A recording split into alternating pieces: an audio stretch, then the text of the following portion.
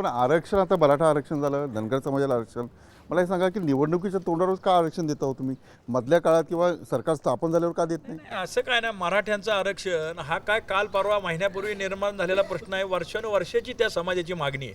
आणि या महाराष्ट्रामध्ये एक 5% मराठा समाज हा सदन असेल, 95% समाज वर्षानुवर्षे पिढ्यानपिढ्या कष्ट करतोय आणि त्यांना आता जर न्याय दिला असेल तर कोणाच्या पोटात दुखायचं कारण नाही. फक्त आरक्षण कागदावरती पण कृतीत नाही. शिवसेना त्याच्या विरोधात बोलते. शिवसेना कायम सांगते कुठच्या समाजाला विरोध नाही, पण शिवसेनेचं कायम म्हणणं आहे जे बिलो पॉवर्टी लाईन आहे, ज्याला खरंच गरज आहे अशा लोकांना नक्की आरक्षण दिली पाहिजेत. सिंचनाच्या घोटाळ्याचा मुद्दा जो आहे तो विधानसभेच्या निवडणुकांमध्ये त्याचा परिणाम होईल.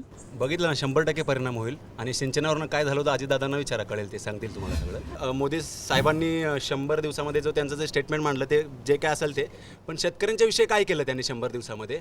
तर 100 दिवसामध्ये बटाटा आणि कांदा जीवनावश्यक वस्तूमध्ये, इथं कोण असं ऐकलंय कोणी कांदा नाही खाल्ला म्हणून मेलंय कोणी? जीवनावश्यक वस्तू आहे का कांदा? पण कुणी तर गर्भश्रीमंत लोकांच्या जिभेचे चोचले पुरवण्यासाठी कांदा उत्पादक शेतकऱ्यांना भिकेला लावण्याचे हे उद्योग आहेत त्यांचे. आणि हे 100 दिवसात काही काँग्रेस राष्ट्रवादी त्याच्यात बोलायला पण तयार नाहीयेत. चला ठीक, मी विचारतो कांद्याचे भाव म्हणजे शेतकऱ्यांना पैसाच मिळत नाही आहे, तुम्ही निर्यात बंद करून टाकली. निर्यात बंद केली जर इराणमधून कांदा मागवला आहे, हे चुकीचं आहे.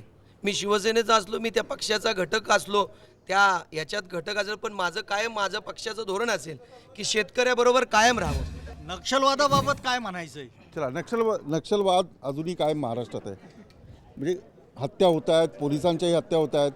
15 वर्ष तुमचं सरकार आहे. आमच्या पक्षाचे नेते RR पाटील यांनी सांगितलंय की नक्षलवादाची उत्तरं जंगलात शोधण्यापेक्षा मंत्रालयाच्या 6व्या मजल्यात शोधली पाहिजे. आम्ही त्या दृष्टीने विचार केला पाहिजे या मताच्यावर.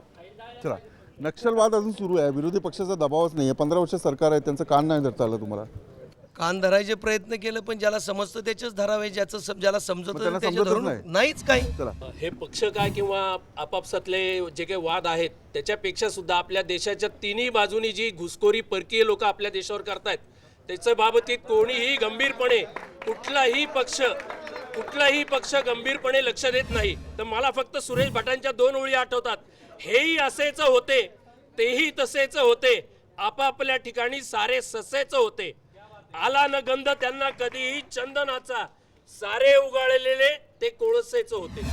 त्यांनी असं म्हटलं की घुसखोरी कायम आहे. काय होतं, नरेंद्र मोदी ज्या प्रकारे पुढे जात आहेत ते 100 दिवसात ज्या प्रकारे पुढे गेलेत ते कणखर आहेत वाटतात. कणकर नक्कीच आहेत. फॉरेन पॉलिसी पण चांगली राबवतात आहे, पण कुठेतरी स्टँड घ्यायला हवा, पटापटा निर्णय घ्यायला हवे. अजून मग मोदी आणि काँग्रेसमध्ये फरक काय? डिसिजन मेकिंग आणि फास्ट.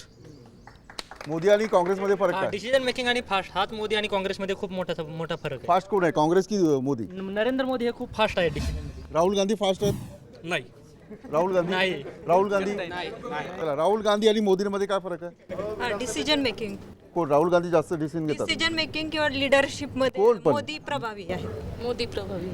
चांदीचा चमचे घेऊन जन्माला आलेले राहुल गांधी आणि चहा विकून पंतप्रधान झालेला, स्वतःच्या कष्टावर झालेला आपला पंतप्रधान आहे नरेंद्र मोदी. महाराष्ट्र मोदींसोबत जाणार आहे? नाही जाणार. पण महाराष्ट्र जाणार आहे का त्यांच्यासोबत? हो, नक्कीच जाणार. 100 दिवसावरती आपण असं नाही म्हणू शकत की त्यांनी खूप वाईट कामगिरी केली, असंही नाही. तर माझं मत आहे, मी त्यांच्यावरती विश्वास ठेवेन. 5 वर्ष अजूनही त्यांच्यावरती विश्वास ठेवेन आणि मी त्यांच्याबरोबर जाईन. भाजपचे जे अध्यक्ष आहेत अमित शहा यांनी असं म्हटलं की 11 लाख काहीतरी हजार कोटी असा भ्रष्टाचार झालेला आहे. किती 11 लाख 88 हजाराचा घोटाळा या काँग्रेस NCPने केलेला आहे.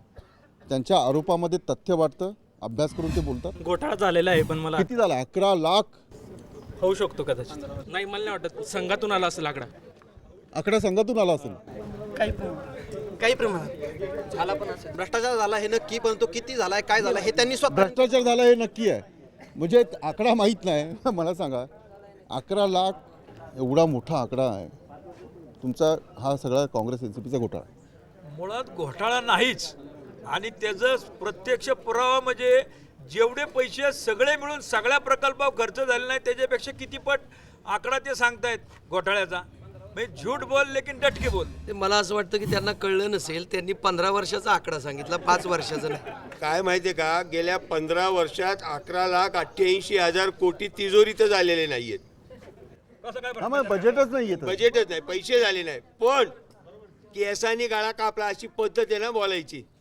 त्यामुळं त्यांना कोणीतरी ते फूस कानच दिली असेल. केसांनी काही गाळा कापला जात नाही, काहीतरी ठोकाठोकी करायची तर 11,88,000 कोटी. देशाच्या राजकारणाचा आणि महाराष्ट्राचे प्रश्न यामध्ये खूप फरक असतो. विधानसभा इलेक्शनमध्ये महाराष्ट्राचे जे प्रश्न आहेत त्यामध्ये खास करून महिलांचं जर म्हटलं तर महिला या असुरक्षित आहेत.